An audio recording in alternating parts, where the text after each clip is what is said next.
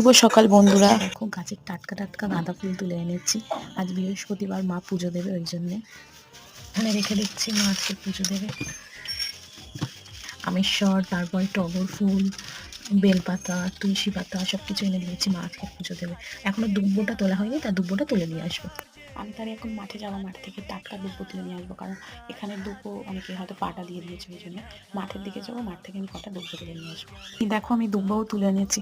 আর কি বলতো, গাছের ফুল গাছে থাকলে বেশি সুন্দর লাগে, কিন্তু আমি নিরুপায়। ঠাকুরকে যদি একটু ফুল দিয়ে পুজো না দিই না, যেন মনটা মানে না। তবুও সব ফুল তুলে নিই, একেবারে গাছটায় সব ফুল তুলে নিলে কেমন একটা লাগে না, ওই জন্যে অল্প কিছু তুলে মাকে রেখে দিয়েছি। আর মা প্রতিদিন বৃহস্পতিবারই একটু 5-6টা তুলি, আর মা প্রতিদিন হয়তো 2টো কি 1টা তুলে তুলে কুচিয়ে কুচিয়ে দেয়।